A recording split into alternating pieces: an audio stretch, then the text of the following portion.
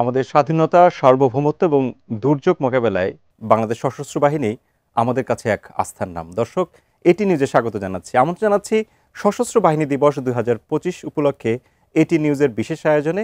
আপনাদের সাথে আছি আমি এস এম আব্দুল শাকুর। আর এই আয়োজনে বাংলাদেশ সেনাবাহিনী, বাংলাদেশ নৌবাহিনী এবং বাংলাদেশ বিমান বাহিনীর 3 জন ঊর্ধ্বতন কর্মকর্তা আমাদের সঙ্গে রয়েছেন। শুরুতেই এক এক করে তাদেরকে আমন্ত্রণ জানাই। রয়েছেন ব্রিগেডিয়ার জেনারেল লুৎফর রহমান, আপনাকে স্বাগত জানাচ্ছি আমাদের আজকের আয়োজনে। ধন্যবাদ আপনাকে এবং এটিএন নিউজের আজকের বিশেষ আলোচনা অনুষ্ঠানে আমাকে আমন্ত্রণ জানানোর জন্য বাংলাদেশ সেনাবাহিনীর পক্ষ থেকে আপনাকেও ধন্যবাদ জানাচ্ছি।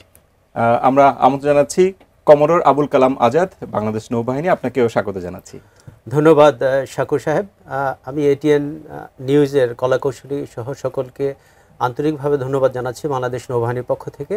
একই সাথে দেশবাসীকে 21শে নভেম্বরের শুভেচ্ছা জ্ঞাপন করছি। ধন্যবাদ। ঠিক একই সঙ্গে আমন্ত্রণ জানাচ্ছি air commodore AK Abdur Razzaq, Bangladesh বিমান বাহিনী, আপনাকেও স্বাগত জানাচ্ছি। ধন্যবাদ আপনাকে, এটিএন নিউজকে ধন্যবাদ আমাকে এখানে আলোচনা অনুষ্ঠানে যোগদানের জন্য, নিয়ে আসার জন্য। একইভাবে আমি আমাদের সম্মানিত বিমান বাহিনী প্রধান এবং বিমান বাহিনীর সকল সদস্যের পক্ষ থেকে দেশবাসীকে 21শে নভেম্বর উপলক্ষে শুভেচ্ছা জানাচ্ছি। আমরা একটু আলোচনায় যেতে চাই যে সশস্ত্র বাহিনী দিবস 21 নভেম্বর, এই কথা যখন আসে তখনই 1971-এর কথা মনে পড়ে যে আমরা তো দীর্ঘ অনেক দিন ধরে যুদ্ধ করছিলাম এবং সেখানে যখন আমরা জল স্থল ঠিক একই সঙ্গে আকাশপথ একত্রিত হয়ে গেল এবং ঠিক 21শে নভেম্বর এসে যখন 3 বাহিনী ফোর্স করলো, সেই যুদ্ধটা আরও নতুন করে গতি পেল। আমরা যদি একটু শুরুর দিকে আপনার কাছে স্যার যেতে চাই যে এই যে 21 নভেম্বর এবং ঠিক সশস্ত্র বাহিনী দিবস, এটাকে কিভাবে রিলেট করেন? ধন্যবাদ আপনাকে। 1971 সালের 25শে মার্চ পাকিস্তান হানাদার বাহিনী ঘুমন্ত বাঙালিদের উপর ঝাঁপিয়ে পড়ে এবং আপনারা জানেন যে সশস্ত্র বাহিনীর সে সময়ে যারা সদস্য পাকিস্তান সেনাবাহিনী, নৌবাহিনী এবং বিমান বাহিনীতে চাকরি করতেন, তারা সবাই যে যেখানে ছিলেন যেভাবে পেরেছেন তারা মুক্তিযুদ্ধে ঝাঁপিয়ে পড়ে দেশমাতৃকার ডাকে। তো এভাবে যুদ্ধটা শুরু হয় এবং চলতে থাকে এবং এরপরে যখন বাংলাদেশের প্রভিশনাল গভর্নমেন্ট গঠন করা হয় এপ্রিল মাসে এবং এই সরকারের অধীনে সশস্ত্র বাহিনীকে একটা অর্গানাইজড শেপ দেওয়া হয় এবং এর মাধ্যমেই 11টি সেক্টরে সারা বাংলাদেশকে ভাগ করা হয় এবং প্রত্যেকটা সেক্টরের, আপনি জানেন যে নৌ সেক্টর ছিল 10 নম্বর সেক্টর।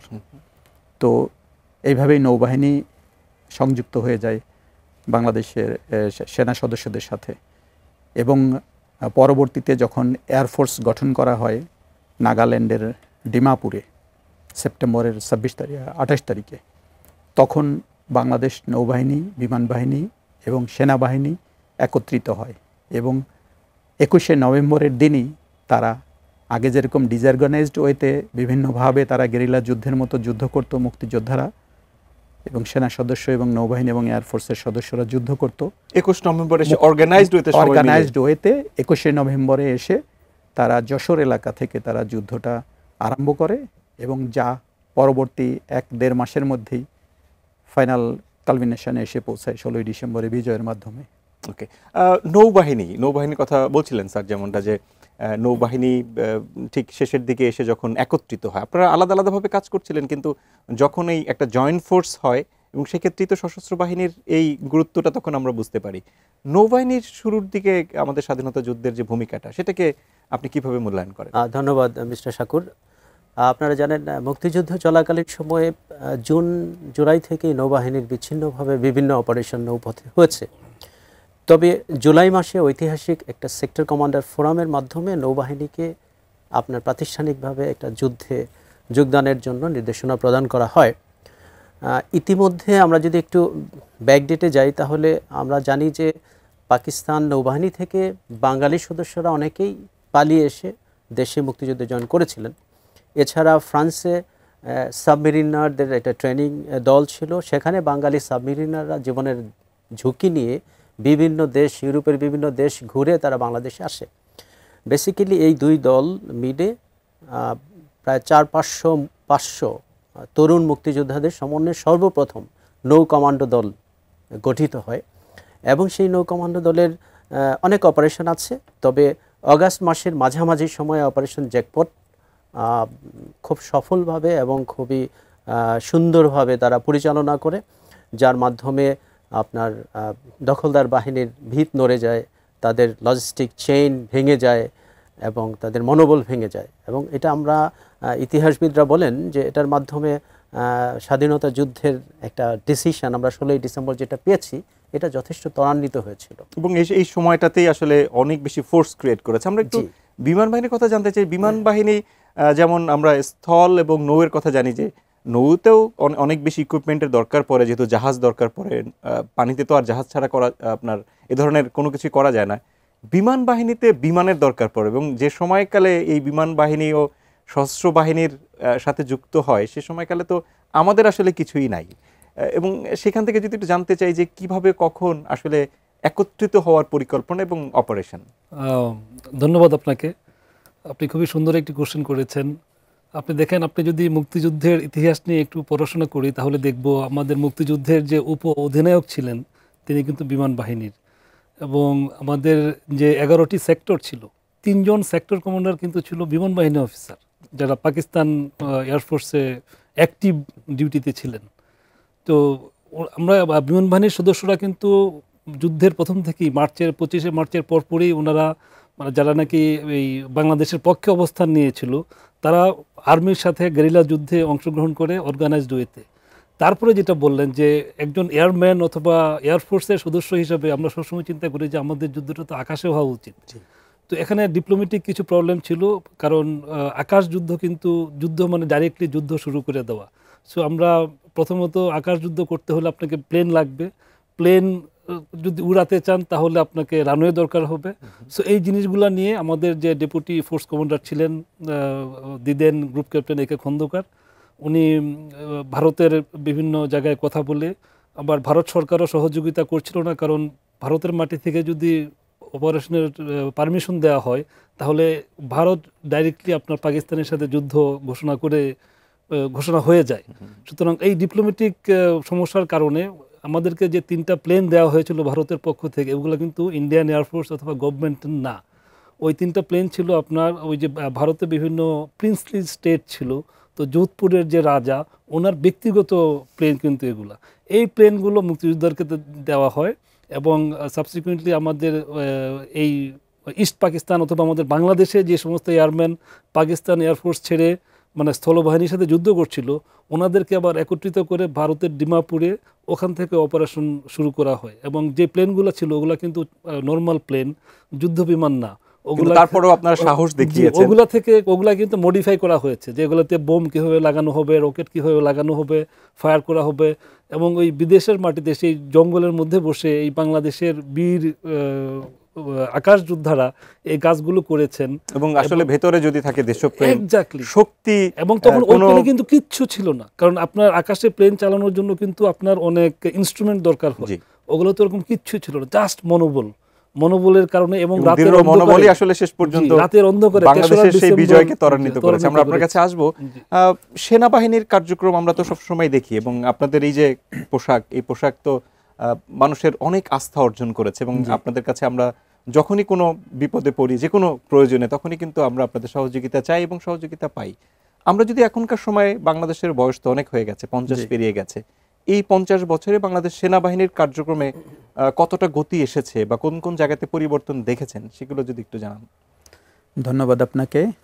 বাংলাদেশ সেনাবাহিনী 1971 সালে মুক্তিযুদ্ধের মাধ্যমে জন্ম নেওয়া সেনাবাহিনী, এবং তখন থেকে শুরু করে স্বাধীনতা যুদ্ধের পর, দেশ স্বাধীন হওয়ার পরে সেনাবাহিনীর দ্রুত 72, 73, 74 সালে অনেক এক্সপানশন হয়, 75, 76 সালে বড় ধরনের এক্সপানশন হয়, এবং এভাবেই বাংলাদেশ সেনাবাহিনী একটা অর্গানাইজ শেপে এখন বর্তমানে যে রূপে এসে পৌঁছেছে। তো বাংলাদেশ সেনাবাহিনী আসলে দেশের ভেতরে এবং বাইরে সব জায়গাতেই যেখানে বাংলাদেশ সেনাবাহিনীকে দায়িত্ব দেওয়া হচ্ছে, বাংলাদেশ সেনাবাহিনী অত্যন্ত নিষ্ঠা, দক্ষতা এবং পেশাদারিত্বের সাথে দায়িত্ব পালন করে থাকে। বাংলাদেশ সেনাবাহিনীর যদি আমরা অবজেক্টিভসগুলো বা বাংলাদেশ সেনাবাহিনীর উদ্দেশ্যগুলোর কথা বলি, প্রথমে তো দেশমাতৃকার স্বাধীনতা, সার্বভৌমত্ব রক্ষা, 2 নম্বরে চলে আসে পার্বত্য চট্টগ্রামের শান্তি শৃঙ্খলা বজায় রাখা, 3 নম্বরে চলে আসে ইনএইড টু সিভিল পাওয়ার বা আমাদের দেশের যে কোনো সময় যে কোনো প্রয়োজন সরকার যখন আহ্বান করবে সাথে সাথে গিয়ে সেখানে দায়িত্ব নেওয়া এবং দায়িত্ব পালন করা। তারপরে চলে আসে আমাদের ডিজাস্টার ম্যানেজমেন্ট। তারপরে যদি আসে সেটা হচ্ছে সবচেয়ে বড়, যেখানে আরও বেশি দক্ষতা এবং সফলতা অর্জন করেছে, সেটা বিশ্ব শান্তি রক্ষা। তো এই সবগুলো কাজই যদি আপনি দেখেন তাহলে দেখবেন যে বাংলাদেশ সেনাবাহিনী যখনই যেখানে তাদেরকে ডেপ্লয় করা হচ্ছে, তাদের অর্গানাইজেশনাল স্ট্রাকচার, তাদের কমান্ড, তাদের ট্রেনিং সব কিছুর মাধ্যমে এবং দীর্ঘ অভিজ্ঞতার আলোকে বাংলাদেশ সেনাবাহিনীর প্রতিটি সদস্য অত্যন্ত নিষ্ঠা এবং দক্ষতার সাথে দায়িত্ব পালন করে মানুষের আস্থা অর্জন করছে এবং করে যাচ্ছে সবসময়। তো এইভাবেই বাংলাদেশ সেনাবাহিনী যখনই তাদের ডাকা হচ্ছে যে কোনো জায়গায় সেখানে যাচ্ছে। এই ক্ষেত্রে আমি প্রয়াত লেখক ডক্টর হুমায়ুন আহমেদের একটা কথা বলতে চাই, উক্তি। আমি ওনার একবার ইন্টারভিউ নেওয়ার সৌভাগ্য হয়েছিল আমার। উনি বলেছিলেন যে যখনই বড় ধরনের একটা দুর্বিপাক হচ্ছে, যখন সেনাবাহিনী কল করা হচ্ছে, তখনই আমাদের মধ্যে একটা আস্থার জায়গা চলে আসছে যে এখন সমস্যার সমাধান হয়ে যাবে। এই যে আস্থার জায়গাটা বাংলাদেশ সেনাবাহিনী over the period of few ডিকেডস Bangladesh সেনাবাহিনী এটা অর্জন করতে সক্ষম হয়েছে। এবং আপনারা জানেন, আমরাও জানি, জাতীয় জানে, এটা বাংলাদেশ সেনাবাহিনী মুক্তিযুদ্ধ সময়কাল থেকে জনগণের সাথে আছে, কাজ করছে জনগণের জন্য, মানুষের জন্য, দেশের জন্য। যতদিন বাংলাদেশ আছে ততদিন বাংলাদেশ সেনাবাহিনী কাজ করবে। নৌবাহিনীকে আমরা সাধারণ মানুষ তো সবসময় দেখি না, কারণ আপনারা তো পানিতে থাকেন, সমুদ্রে থাকেন, কিন্তু আপনারা যে একটা বড় দায়িত্ব পালন করেন এটা মাঝে মধ্যে কিন্তু আমরা বুঝি, হয়তো সংবাদে দেখি, কোনো কার্যক্রমকে আমরা দেখি, কিন্তু এটা আমরা বুঝি যে আপনারা দারুণ দায়িত্ব পালন করছেন বলে আমরা নিরবচ্ছিন্ন জীবনযাপন করতে পারি। একটু যদি জানার চেষ্টা করি যে এই বাহিনীরও তো বয়স 50 বছর পেরিয়েছে এবং আপনিও অনেকদিন ধরে বাহিনীতে সার্ভ করছেন, যদি একটু বলতেন যে আসলে আপনার যে সার্ভিং টাইম সেখানেও যেমন দেখেছেন পুরো 50 বছরে কোন কোন জায়গাগুলোতে পরিবর্তন দেখলেন বাংলাদেশ নৌবাহিনীর? ধন্যবাদ, খুবই সুন্দর এবং পার্টিনেন্ট প্রশ্ন। বাংলাদেশ নৌবাহিনীর প্রাতিষ্ঠানিক যেই দায়িত্ব সেটা হচ্ছে সমুদ্রকেন্দ্রিক, সমুদ্রের বিশাল সমুদ্রের নিরাপত্তা নিশ্চিত করা। তার সাথে আমার পাশের স্যার, সেনাবাহিনীর স্যার যেটা বললেন, দেশের আইনশৃঙ্খলা রক্ষার জন্য সিভিল প্রশাসনকে আমরা যে কোনো কাজে সহায়তা করে যাচ্ছি।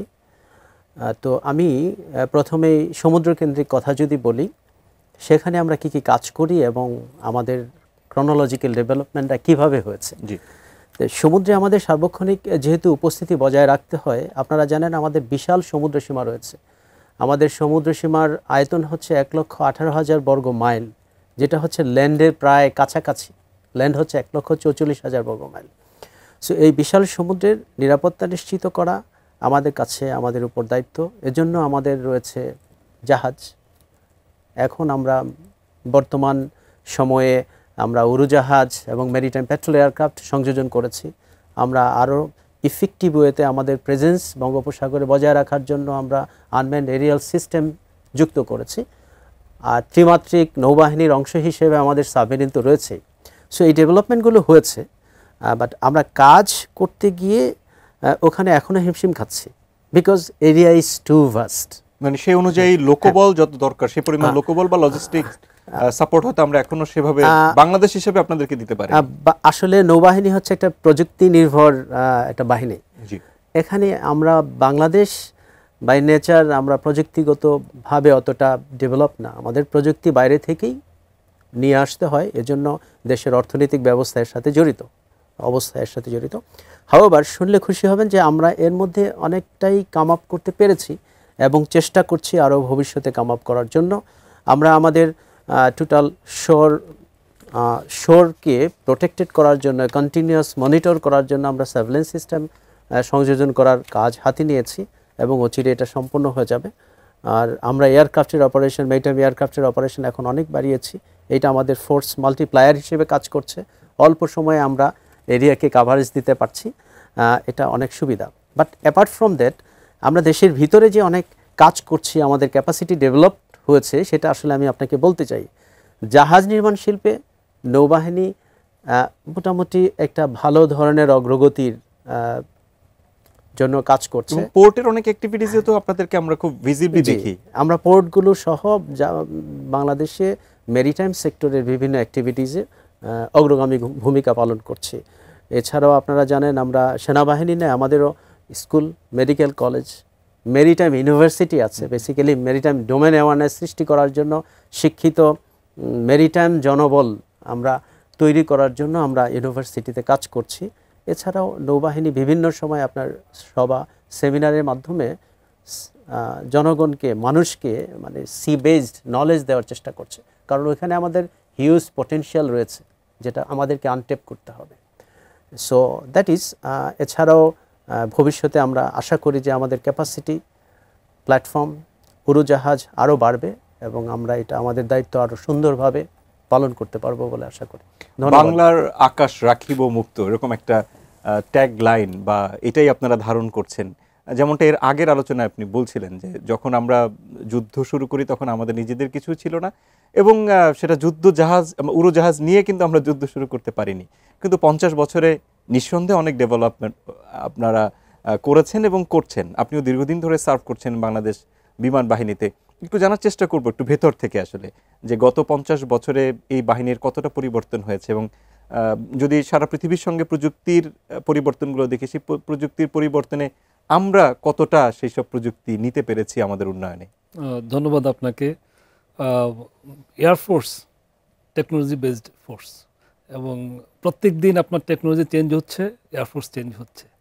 আপনার অতি সম্প্রতি যে যুদ্ধগুলো হয়েছে, ইন্ডিয়া পাকিস্তান বলেন, ইসরায়েল ইরান বলেন, আমেরিকার ইনভলভমেন্ট বলেন, সবগুলো যুদ্ধেই দেখবেন যুদ্ধ কিন্তু এখন মানে এয়ার পাওয়ার খুবই গুরুত্বপূর্ণ, মানে এয়ার গুরুত্বপূর্ণ না, এয়ারপোর্ট সেন্ট্রিক, মানে যুদ্ধ ওই এয়ার পাওয়ার দিয়ে শেষ হয়ে যাচ্ছে এবং কম্পারিজন গুলো হচ্ছে যে কার কোন ক্যাপাসিটির যুদ্ধ জাহাজ, এবং এগুলো কিন্তু পুরোটাই টেকনিক্যাল, মানে টেকনোলজি বেসড আপনার। সো আমাদের অবস্থাও এটা মেনে নিতে হবে, এবং আমরা আমাদের বিমান বাহিনীর জন্য একইভাবে এটা আমরা ওই আগে যেটাগুলো ছিল অ্যানালগ অথবা একেবারেই সেকেলে প্লেন, যেগুলোতে ডিজিটালাইজেশন ছিল না, এখন আমাদের প্রত্যেকটা প্লেনই নতুন যেগুলো আসছে সবগুলো প্লেনই আপনার ডিজিটাল।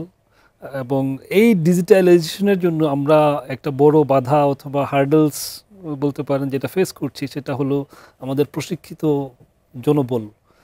আমরা আমাদের শিক্ষা ব্যবস্থার কারণে, আমাদের দেশের শিক্ষা ব্যবস্থার কারণে এখানে বিমান বাহিনীর অনেক বেগ পেতে হচ্ছে, কারণ যে ধরনের লোকজন, লোকবল আমাদের দরকার এই এয়ারক্রাফট, ইকুইপমেন্ট, রেডার মেইনটেইন করার জন্য। আপনারা তো একটা ইউনিভার্সিটিও করেছেন, তার আউটপুট কি এখন আসছে? ওটার আউটপুট আসতেছে। আমাদের কিন্তু অতি সম্প্রতি যে আমাদের ইউনিভার্সিটি থেকে আসছে, এবং অতি সম্প্রতি কিন্তু আমরা নিজেরা ইউএভি বানিয়েছি, নিজেদের ড্রোন চলে এসেছে আমাদের নিজস্ব, মানে made in Bangladesh, made by Bangladesh air force for Bangladesh. So এই জিনিসগুলো আসছে। বাট আপনি যখন বাইরে তাকাবেন, এখন সারা দুনিয়া আপনার হাতের মুঠোয়। আপনি আমাদের সবসময় নজর যায় কি, যেটা আপনার আমেরিকা অথবা চায়না, ওদের আমি যদি যখন ওদের সাথে কম্পেয়ার করি, ডেফিনেটলি এখন আমাদের আরো অনেক দূর যেতে হবে। মানে আমাদেরকে যদি মানে সেলফ সাস্টেনেন্স যদি আমরা করতে চাই, আমরা যদি স্বনির্ভরতা অর্জন করতে চাই এই টেকনোলজি দিয়ে, আমাদেরকে আরো অনেক দূরে যেতে হবে। বাট এখনো পর্যন্ত বিশ্ব যেদিকে যাচ্ছে, এয়ারফোর্স সেদিকেই যাচ্ছে, বাংলাদেশ বিমান বাহিনী সেদিকেই যাচ্ছে। আমাদের গত 15-20 বছরে যত ইকুইপমেন্ট ক্রয় করা হয়েছে, প্লেন বলেন, রেডার বলেন, যুদ্ধ জাহাজ বলেন, সবগুলাই ওই যুগ উপযোগী হিসেবে আনা হয়েছে, এবং আমরা সেই লেটেস্ট টেকনোলজি অপারেট করছি। এটা দেশবাসী শুনে অবশ্যই খুশি হবে। আমরা আমাদের আলোচনা চলবে আসলে, যেহেতু সশস্ত্র বাহিনী দিবস 2025 উপলক্ষে এটি নিউজের বিশেষ আয়োজন। আমরা ছোট একটা বিরতি নিতে চাই, ফিরে এসে যে কথাগুলো বলা হয়নি সেগুলো আমরা বলার চেষ্টা করব। স্যার, আমরা জানি যে আমরা এখন 2025 সালে, 1971 থেকে 2025 অনেক সময় গড়িয়েছে। বাংলাদেশ সেনাবাহিনী যুগের সঙ্গে, সময়ের সঙ্গে তারা যেমন সার্ভ করেছে, ঠিক তাদের একটা পরিবর্তনও হয়েছে। কিন্তু অনেক দিন ধরে আপনি যেহেতু সার্ভ করছেন, আপনার নিজেরও কোনো প্রত্যাশার গ্যাপ হয়তো থাকতে পারে। যদি আপনার কাছে ভেতর থেকে জানার চেষ্টা করি যে কোন কোন জায়গাগুলোতে আপনি মনে করছেন যে আরও বেশ খানিকটা উন্নতি করার দরকার আছে বাংলাদেশ সেনাবাহিনীতে। ধন্যবাদ আপনাকে। বাংলাদেশ সেনাবাহিনী এখন একটা বৃহৎ ফোর্স, তো প্রযুক্তির তো উন্নয়ন অবশ্যই দরকার আছে। এখানে আমাদের সেনা সদরে আইটি ডাইরেক্টরেট আছে, সিগন্যাল ডাইরেক্টরেট আছে, তারা উন্নয়ন এবং সবসময় অগ্রগতির জন্য কাজ করছে। ইতিমধ্যে আপনি জানেন যে আমাদের আর্মি এভিয়েশন ডেভেলপ করেছে, তো ত্রিমাত্রিক সেনাবাহিনী হিসেবে এখন কাজ করছে। তো ড্রোন প্রযুক্তি অলরেডি ইন্ট্রোডিউসড, ফরওয়ার্ড এয়ারবেজ হয়ে গেছে চিটাগংয়ে। তারা ড্রোন সংযোজন করেছে অনেকগুলো, তার মাধ্যমে সার্ভাইলেন্স চলছে। আর সেনাবাহিনীর আরও যেরকম রামু, সিলেট এবং বরিশাল, এই 3টা এলাকা ছিল আমাদের সেনাবাহিনীর কোনো বড় স্টাবলিশমেন্ট ছিল না, ওগুলো স্টাবলিশ করা হয়েছে, ডিভিশন লেভেলের ফোর্স ওখানে ডিপ্লয় করা হয়েছে। দিস ইজ হাউ এটা এখন উন্নয়ন ঘটে গেছে। আর আরও প্রযুক্তিগত উন্নয়নের দরকার আছে আমি মনে করি, এবং দেশে বিদেশে প্রশিক্ষণের, এবং আমাদের অলরেডি আমাদের ইনফ্যান্ট্রি ব্যাটালিয়নগুলোর মোবিলিটি বাড়ানোর জন্য মেকানাইজড ব্যাটালিয়ন করা হচ্ছে। বেশ কিছু ব্যাটালিয়নে এরকম আর্মার্ড ভেহিকল সংযোজন করে ইনফ্যান্ট্রি ব্যাটালিয়নগুলোকে মেকানাইজড ব্যাটালিয়ন করা হয়েছে, এবং আমি মনে করি যে আরও যত বেশি মেকানাইজড ব্যাটালিয়ন করা যাবে তত বেশি সুবিধা পাওয়া যাবে। আমাদের সেনার সংখ্যাও নিশ্চয়ই আপনাদের প্রত্যাশা থাকার কথা যে হয়তো আরো বেশি হলে ভালো হয়। সেনাবাহিনী সংখ্যা অবশ্যই আমাদের অনেক ডিভিশনগুলো এখনো কিছুটা কমতি আছে, ওগুলোতে সেনা সংখ্যা বাড়ালে অবশ্যই আমাদের ক্যাপাবিলিটি আরো বাড়বে, অনেকখানি বাড়বে। আর যেহেতু আমরা একটু নৌবাহিনীর দিকে দৃষ্টি দিতে চাই, স্যার, নৌবাহিনীতে আপনি এর আগে যখন আলোচনা করছিলেন তখন বলছিলেন যে পরিমাণ এরিয়াতে আপনাদেরকে কভার করতে হয়, নিঃসন্দেহে সেই পরিমাণ জাহাজ কিংবা নৌসেনা সেই পরিমাণ আছে বলে আমার ব্যক্তিগত ধারণা যে সেই পরিমাণ হয়তো নেই, আপনি হয়তো আরও ভেতর থেকে বলবেন। এত বছরের যে পরিবর্তনগুলো এসেছে সেই পরিবর্তনের কথাগুলো যখন আপনি বলছিলেন, নিশ্চয়ই বেশ কিছু পরিবর্তন আরও প্রত্যাশায় রয়েছে আপনার। তো বাংলাদেশ নৌবাহিনীর কোন কোন জিনিসগুলোকে খুব দ্রুত পরিবর্তন কিংবা আরও আপগ্রেডেশনের প্রত্যাশা করছেন? Thank you mister Shakur. আমি আরেকটু বড় করে বলতে চাই, 3 বাহিনীর পার্সপেক্টিভে বলতে চাই। আমাদের আশেপাশে বা পৃথিবীতে বিভিন্ন দেশে সমসাময়িক যে যুদ্ধগুলো হয়েছে সেখানে দেখবেন সকলেই তাদের নিজস্ব টেকনোলজি, ইরান তার নিজস্ব টেকনোলজি ব্যবহার করেছে, ইসরায়েল নিজস্ব টেকনোলজি ব্যবহার করেছে। ফিউচারে যে আপনার পলিটিক্যাল ডাইমেনশন বা ডিপ্লোম্যাটিক রিলেশন স্ট্রেন হওয়ার সম্ভাবনা অনেক বেশি, এটা আমরা বুঝতে পারছি। সেই পার্সপেক্টিভে আমি মনে করি যেহেতু এখনকার ফোর্সগুলো এবং এরা অপারেট করে প্রযুক্তি নির্ভর ওয়েপন সিস্টেম, এখানে আমাদের টেকনোলজিতে স্বনির্ভরতা অর্জন করা অত্যন্ত জরুরি। আমরা যদি এখনও শুরু না করি তাহলে আমরা আসলে পিছিয়ে পড়ব। আমাদের দেশের অর্থনীতি এমন কোনো বড় অর্থনীতি না যার মাধ্যমে আমরা খুব হাই ভ্যালু ইউনিট কন্টিনিউয়াসলি কিনতে পারবো এবং একটা ওয়ারফেয়ারে কন্টিনিউয়াসলি সেটা সরবরাহ করতে পারবো। We need something by our own, innovation দরকার, যেটাকে আমরা বলি হচ্ছে ইন্ডিজিনিয়াস ক্যাপাসিটি। ইন্ডিজিনিয়াস ক্যাপাসিটি যদি আমরা অ্যাডপ্ট করি পলিসির মাধ্যমে, তাহলে হয়তো এখন থেকে 10 বছর পরে হলেও আমরা স্বনির্ভরতা অর্জন করতে পারবো। আপনারা শুনলে খুশি হবেন, দেশবাসী শুনলে খুশি হবে, আমরা কিন্তু যুদ্ধ জাহাজ নির্মাণ নিজেরা করছি এবং 2012 সাল থেকে আমরা patrol craft, large patrol craft, then landing craft, utility, survey vessel, diving vessel সহ যেই জাহাজগুলো আগে বিদেশ থেকে বিভিন্ন জাহাজ থেকে আমরা কিনে নিয়ে আসতাম মিলিয়নস অফ ডলার পে করে, সেগুলো আমরা শিপইয়ার্ডে তৈরি করছি। এখন আমাদের প্রয়োজন হচ্ছে উইপন টেকনোলজি নিয়ে কাজ করা এবং এটা শুরু করতে হবে এখনই। মেবি একটা পার্টিকুলার ফোর্স করতে গেলে সেটা অনেক ব্যয়বহুল হবে, বাট আমাদেরকে কম্বাইনলি এখন আবার চলে আসি সেই সশস্ত্র বাহিনী দিবসের যে মূল মন্ত্র, সেই মূলমন্ত্রে উজ্জীবিত হয়ে আমাদেরকে আসলে একসাথে ইন্ডিজিনিয়াস ক্যাপাসিটি বিল্ডিংয়ের দিকে নজর দিতে হবে এবং সেটা নিঃসন্দেহে পুরো বাংলাদেশকে লাভবান করবে। আমরা একটু এয়ারফোর্সের দিকে যাওয়ার চেষ্টা করি, যে প্রযুক্তির সঙ্গে সবারই সম্পর্ক আছে, আপনাদের সম্পর্কটা আরও মনে হয় আরও বেশি, অনেক বেশি। আসলে আমরা যদি একটু বলার চেষ্টা করি, সেক্ষেত্রে আমরা দেখেছি যে আমাদের বৈমানিকদের কিন্তু সারা পৃথিবীতে একরকমের সুনাম আছে, যেমনটা নৌবাহিনী কিংবা সেনাবাহিনীরও রয়েছে। কিছু প্রত্যাশা নিশ্চয়ই আপনারও আছে, যেখানে যাওয়ার কথা ছিল হয়তো সেই জায়গাতে আমরা এগোতে পারিনি। কোন কোন জায়গাগুলো মোটা দাগে আপনি বলবেন যে আরও বেশি উন্নতি করা দরকার বাংলাদেশ বিমান বাহিনীর? ধন্যবাদ আপনাকে। আবার আপনি যেহেতু প্রশ্নটা অথবা আপনি নিজেই উত্তরে দিয়েছেন যে আমাদের বৈমানিকদের বিশ্বজোড়া খ্যাতি আছে, আসলে এই জিনিসটা আমাদের দেশবাসী অনেক কিছুই আমরা জানি না। আপনি হয়তো বা জেনে খুশি হবেন, দেশবাসী জেনে খুশি হবে, 1965 সালের যুদ্ধে, আরব ইসরায়েল যুদ্ধে এই তখনকার পাকিস্তান বিমান বাহিনী এবং সাবসিকুয়েন্টলি বাংলাদেশ বিমান বাহিনীর পাইলট এক ফ্লাইটে 5টা বিমান ভূপাতিত করেছিল এবং ওইটার মাধ্যমে উনি তারপরে আবার 1966-এর আপনার 1965-এর ভারত পাকিস্তান যুদ্ধে বাংলাদেশের বৈমানিক উনি যদিও পাকিস্তান থেকে পরে আর আসেননি, উনি ইন্ডিয়ান 5টা এয়ারক্রাফট এক ফ্লাইটে ভূপাতিত করেছিলেন। সো আমাদের প্রাউড একটা হিস্ট্রি আছে, মেধা আছে জি, আমাদের যে আমরা বীর বৈমানিক সেই হিসাবে। তো ওখান থেকে আমি নিজে কিন্তু একজন যুদ্ধ বিমানের পাইলট। ওই হিসাবে আমার যে এক্সপেকটেশন, যেমন আমি MiG-29 ফ্লাই করেছি আপনার অনেক দিন যাবৎ, 2003 সাল থেকে। সো আমাদের লেটেস্ট যে বিমানগুলো আছে, দুনিয়াতে আরও অনেক পরিবর্তন আসছে, আমি যেটা বললাম টেকনোলজি প্রত্যেক দিন চেঞ্জ হচ্ছে। এখন আপনার সেই লেটেস্ট যে বিমানগুলো আছে, যুদ্ধ বিমান আছে, আমাদের সেগুলো অ্যাকোয়ার করতে হবে। আবার একইভাবে জিওপলিটিক্স প্রত্যেক দিন সারা দুনিয়াতে চেঞ্জ হচ্ছে। সুতরাং এই যুদ্ধ এখন আর দুই দেশের মধ্যে হয় না, এই যুদ্ধের বিভিন্ন গ্রুপ হয়ে যায়। সুতরাং আমাদের সেই দিকে খেয়াল রেখে, যে আমার প্রতিবেশী না সেও হতে পারে আমার বড় শত্রু। আসলে আমরা একটা জায়গাতে মানে শত্রুতার জায়গা থেকে আমরা বন্ধুত্ব নিয়ে আসলে আলাপ করছি, কারণ আজকে সশস্ত্র বাহিনী দিবসের বিশেষ আলোচনা করছি, যেখানে আপনারা তিনজন আলাদা আলাদা তিনটা ইউনিফর্ম পরে এসছেন বটে, কিন্তু আপনাদের ভেতরের একটা কমন জিনিস হচ্ছে দেশপ্রেম। আপনারা বাংলাদেশের জন্যই কাজ করছেন, এবং সেই ক্ষেত্রে আপনারা যত বেশি একত্রিত হয়ে দেশকে সার্ভ করতে পারবেন, আমার মনে হয় যে দেশ তত বেশি এগিয়ে যাবে। আমরা যদি অনুষ্ঠানের শেষের দিকে ছোট ছোট কিছু প্রশ্ন উত্তর নেওয়ার চেষ্টা করি, আমাদের যখনই কোনো ক্রান্তিকাল আসে সেখানেই তো আপনারা সবাই আসেন।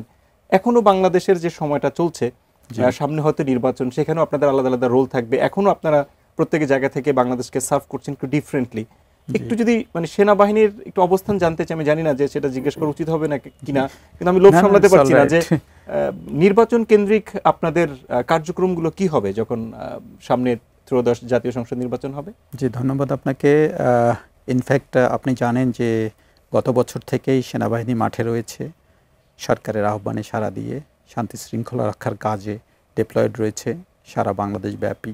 তো 64টা জেলার মধ্যে আমি যতদূর জানি 62টা জেলায় শান্তি শৃঙ্খলা রক্ষার কাজে নিয়োজিত রয়েছে, এবং নির্বাচনের পরিবেশ সৃষ্টির জন্য তারা প্রায় 34-35 হাজার সেনা সদস্য মোতায়েন আছে। এবং আমি জানি যে নেভি 2টাতে ডিপ্লয়েড আছে, 2টায় ওখানে আর্মিও আছে। তো ভবিষ্যতে নির্বাচনের আগে আসলে নির্বাচন কমিশন এবং সরকারের আহ্বানে এবং এইটাকে আরও অনেক সেনা সদস্য সংখ্যা বাড়ানো, 90,000 থেকে 1 লক্ষের মতো সেনা সদস্য এখানে ডিপ্লয় হওয়ার সম্ভাবনা আছে যতদূর আমরা আভাস পেয়েছি। তো তারা সারা বাংলাদেশ ব্যাপী তারা নির্বাচনে যেন খুব কাছে থেকে ইনএইড টু সিভিল পাওয়ার যেটা বলা হয়, সবসময় তো দেখা যাইতো যে ওরা বাইরে থেকে দায়িত্ব পালন করতো, বাট এবারে একটু ডিফারেন্ট। এবারে আপনার আইন শৃঙ্খলা রক্ষাকারী বাহিনী হিসেবে দায়িত্ব পালন করবে, তারা ওভারসি করা, মনিটর করা না। তাহলে সাধারণ জনগণ একটা নির্বিঘ্নে ভোট দিতে যাবে সেরকম একটা পরিবেশে আসলে আমরা প্রত্যাশা করতে পারি। আমরা নৌবাহিনীর ক্ষেত্রে অনেক সময় প্রশ্ন থাকে, কেউ কেউ বলার চেষ্টা করেন যে আমাদের ইলিশ নিয়ে পার্শ্ববর্তী দেশের সাথে আমাদের ইলিশ ধরে নিয়ে যায়, এরকম অনেক প্রশ্ন থাকে।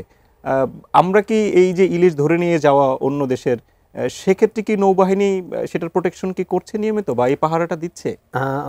খুবই সমসাময়িক একটা প্রশ্ন, অনেকেই করে থাকেন আমাদের কাছে। বিষয়টা হচ্ছে, এই প্রশ্নের উত্তর দিতে হলে আমার টোটাল সি বেসড যে অ্যাক্টিভিটিস এবং সি এরিয়ার বিষয়টা সম্পর্কে একটা ধারণা থাকা জরুরি। আপনি জানেন ল্যান্ডের মতো সিতে কিন্তু কোনো ভিজুয়াল বাউন্ডারি নাই, বাউন্ডারিলেস, এবং সি এরিয়া অনেক ভাস্ট। আমাদের সাথে বাংলাদেশ কোস্টগার্ডও আছে। কোস্টগার্ড বেসিক্যালি উপকূলীয় অঞ্চল, আমরা ডিপসি পার্টটা দেখি, এবং আমাদের প্রেজেন্স সবসময় আছে। বাট জাহাজ এবং উড়োজাহাজ কোথাও স্থির থাকে না, সে যখন পেট্রোলিং করে তখন সে মুভ করে, রাইট? সো পার্শ্ববর্তী দেশ কিংবা যারা ইন্ট্রুডার জাহাজ নিয়ে মাছ ধরতে আসে, তারা ওই সুযোগ সন্ধানী হিসেবে বসে থাকে কখন আমার জাহাজটা ওই পার্টিকুলার একটা স্পট থেকে অন্য স্পটে যাচ্ছে, তখন সে ফর দ্য টাইম বিং ঢুকে। আবার আমাদের রাডার স্ক্রিনে যখন চলে আসে, আমার এয়ারক্রাফট যখন সেটা রিপোর্ট করে, আমরা আবার তাদেরকে গিয়ে ধাওয়া দেই। সো এইভাবে চলতেছে। সো কথাটা এরকম দাঁড়ায় যে হ্যাঁ, মাঝে মধ্যে আসে, but it doesn't mean that continuously তারা থাকছে এবং মাছ নিয়ে যাচ্ছে। This is not possible. আমরা সেই দায়িত্বটা ভালোভাবেই পালন করছি, এবং আমাদের এই দায়িত্বটা যাতে আরও ইফেক্টিভলি পালন করতে পারি, এর জন্য আমাদের চারটা ম্যারিটাইম পেট্রোল এয়ারক্রাফট প্রতিনিয়ত টহল দিচ্ছে। তার মানে আমাদের যাদের ধারণা যে নৌবাহিনী সে হয়তো খুব একটা এটাতে দেখভাল করছেন, আসলে দেখভাল করছেন না করলে হয়তো আরো বড় বিপর্যয় হতে পারে। আমরা একটু এয়ারফোর্সের কাছে প্রশ্ন করতে চাই যে কখনো কখনো এরকম জনমনে আছে যে নতুন যারা ট্রেনি আপনার পাইলট হন তারা খুব পুরাতন মডেলের এয়ারক্রাফটকে ব্যবহার করে তারা ট্রেনিং গ্রহণ করেন এবং মাঝে মধ্যে বিভিন্ন জায়গাতে আমরা এগুলোর ক্র্যাশ হতে দেখি। আসলে কি খুব পুরাতন আপনারা এয়ারক্রাফটগুলো ট্রেনিংয়ে ব্যবহার করেন, নাকি আসলে কোনো ট্রেনিংয়ের ক্ষেত্রে কোনো একটা ব্যত্যয় থাকে বলে এরকম ঘটনাগুলো ঘটে? আবারও আপনাকে ধন্যবাদ এই জিনিসটাকে সামনে আনার জন্য, কারণ এটা নিয়ে অনেকেরই একটা ভুল ধারণা আমি বলবো আছে। একটা জিনিস আপনার মাধ্যমে দেশবাসীকে বলতে চাই যে একটা বিমান, একটা প্লেন আকাশে উড়ার জন্য অনেকগুলো অথরিটি দরকার হয়। এটা শুধু এয়ারফোর্স না, আপনার এই প্লেনটা যা যেই কোম্পানি বানিয়েছে ওদের সার্টিফিকেশন ছাড়া কোনো প্লেন আপনি আকাশে যেতে পারবে না। কারণ একটা প্লেন যখন ক্র্যাশ করে তখন কিন্তু এটা কোথাকার প্লেন ওই জিনিসটা চলে আসে। সুতরাং আপনার কোম্পানি অথবা অরিজিনেটর যারা, তারা কখনোই অ্যালাউ করবে না আপনি একটা এয়ারক্রাফট যেটা নাকি ফিট না, 100% ফিট না, এটা নিয়ে আকাশে যাই। এখন প্রশ্ন হলো তাহলে অ্যাক্সিডেন্ট কেন হয় অথবা দুর্ঘটনা কেন ঘটে? আপনি আকাশে যাচ্ছেন, সেটা আমার পরিবেশ না, মানুষের পরিবেশ না। মানে আকাশের যাওয়ার জন্য শুরু থেকে শেষ পর্যন্ত প্রতিটা ক্ষণ হলো you are working against the nature. So আপনি সারা দুনিয়াতেই দেখবেন আমেরিকান এয়ারফোর্স সারা দুনিয়ার সবচেয়ে এয়ারফোর্স, এবং অতি সম্প্রতি গত সপ্তাহে যেটা হয়েছে, একটা আপনার এয়ারক্রাফট ক্যারিয়ার থেকে উইদিন 22 মিনিটস 2টা এয়ারক্রাফট ক্র্যাশ করেছে। এবং আরেকটা বিষয় হচ্ছে দেশের বাইরে এই ঘটনাগুলো ঘটে, সেগুলো তো আমাদের চোখের সামনে ঘটে না, সেটা আমরা জানি না। আমরা হয়তো মনে করি যে বাংলাদেশেই হয়তো শুধু হয়। এটা কমন, বাট তারপরেও আমাদের ট্রেনিং, আমি বলবো যে ওয়ার্ল্ড ক্লাস ট্রেনিং। আমরা আমাদের ট্রেনিংয়ে কোনো ছাড় দেই না, মানে ট্রেনিং প্রোটোকল কোনো কিছুতেই ছাড় দেই না। বাট ওই যে বললাম আপনার দ্য মোমেন্ট আপনি আকাশে যাচ্ছেন প্লেন নিয়ে, every second micro second matters. Okay, আমরা অনুষ্ঠানের শেষের দিকে আমরা সশস্ত্র বাহিনী দিবস সেটি আমাদের কাছে খুবই প্রত্যাশিত একটা দিবস। আমরা দেখি যে রাজনীতির যখন ক্রান্তিকাল, আমাদের পলিটিক্যাল লিডার যারা, মানে টপ যে পলিটিক্যাল মানে পার্টিস থাকে, তাদের টপ লিডাররা আপনাদের এই সশস্ত্র বাহিনী দিবস, আপনাদের মানে আমাদেরও সেক্ষেত্রে সেই সময়কালে তারা একত্রিত হন ভেদাভেদ ভুলে। এটা আমাদেরকে খুব দারুণ একটা সিগন্যাল দেয়। অনুষ্ঠানে যেহেতু শেষে এই দিবস উপলক্ষে যারা এই মুহূর্তে এটি নিউজে এই অনুষ্ঠান দেখছে, বাংলাদেশ সেনাবাহিনীর পক্ষ থেকে কোনো বার্তা দিবেন কিনা? সুন্দর প্রশ্ন। দেখেন, বছরের একটা দিন এই 21শে নভেম্বর, তো 3 বাহিনী একত্রিত হয়, 3 বাহিনীর সকল সদস্য এক জায়গায় একত্রিত হয় সেনাকুঞ্জে, যে ভেন্যুটাতে এখন হচ্ছে। এবং বাংলাদেশের অন্যান্য ডিভিশন লেভেলেও ডিভিশনগুলোতে এটা আয়োজন করা হয়ে থাকে। এবং স্থানীয়, আপনি যেটা বলছেন যে শুধু রাজনৈতিক নেতারাই আমরা দেখি, তাদের হয়তো চেনে সবাই বেশি, বা সেখানে সরকারি সিভিল সার্ভিসের যত বড় বড় যারা কর্মকর্তা এবং দেশের যত গণ্যমান্য ব্যক্তিবর্গ, বাণিজ্যিক ব্যক্তিবর্গ, সিআইপি, ভিআইপি, সবাই ওখানে জড়ো হয় একসাথে, সমবেত হয়ে তারা মত বিনিময় করেন, চাচক্র করেন, একটা বেলা তারা সময় কাটান।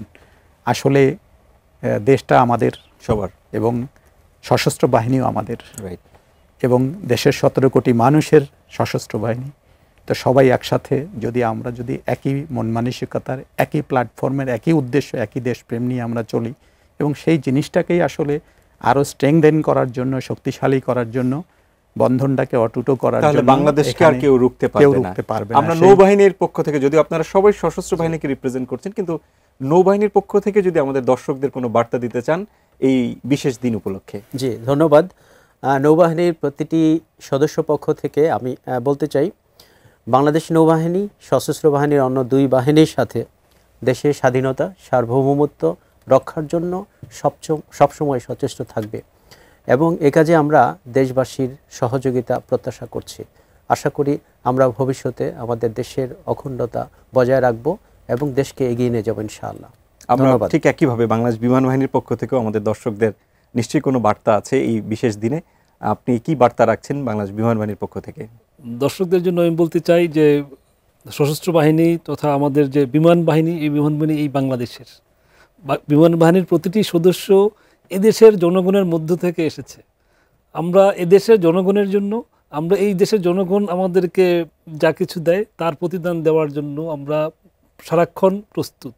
সেটা দেশের স্বাধীনতা, সার্বভৌমত্ব রক্ষা করার জন্য হোক, আর 5ই আগস্টের পরবর্তী যে সময় যেটা ছিল, সেই সময়টাতেও আপনারা দেখেছেন যে সশস্ত্র বাহিনীর সদস্যরা, একমাত্র সশস্ত্র বাহিনীর সদস্যরাই কিন্তু যে যেখানে থাকার ছিল এবং তারা তাদের দায়িত্বটা পালন করেছে। সুতরাং আমরা ভবিষ্যতেও এদেশের মানুষের জন্য আমরা কাজ করে যাব। বিমান বাহিনীর প্রতিটি সদস্য এদেশের স্বাধীনতা সার্বভৌমত্ব রক্ষার জন্য, দেশের মানুষের যে কোনো দুর্যোগ, যে কোনো প্রয়োজনে অবস্থায় আমরা আপনাদের আপনাদের পাশে আছি। আমাদের এই আজকের আয়োজন আসলে আমাদের সবার আয়োজন, যদিও এটি নিউজে আপনারা সময় দিয়েছেন, কিন্তু আসলে সময় দিয়েছেন তো আমাদের সকল দর্শককে। তিনজন প্রিয় মানুষ 3 বাহিনীকে প্রতিনিধিত্ব করেছেন, আমাদেরকে সময় দেওয়ার জন্য আপনাদেরকে অনেক অনেক বেশি ধন্যবাদ জানাচ্ছি। আপনাকেও ধন্যবাদ। ধন্যবাদ। দর্শক, দেশ যখন হয় বাংলাদেশ, পতাকা যখন হয় লাল সবুজ, সেখানে কোনো ভেদাভেদ থাকতে পারে না। কি বাংলাদেশ সেনাবাহিনী, কি বাংলাদেশ নৌবাহিনী, কি বাংলাদেশ বিমান বাহিনী, কিংবা অন্য আরও যারা যারা রয়েছেন এই দেশের জন্য, আসুন না এই বিশেষ দিনটাকে লক্ষ্য রেখে আবারও আমরা একতাবদ্ধ হই, বাংলাদেশকে সারা পৃথিবীতে রাঙিয়ে তুলি। নিজে ভালো থাকুন, ভালো রাখুন আপনার চারপাশ, ভালোবাসুন আপনার দেশকে। আজকের মতো বিদায়, আল্লাহ হাফেজ।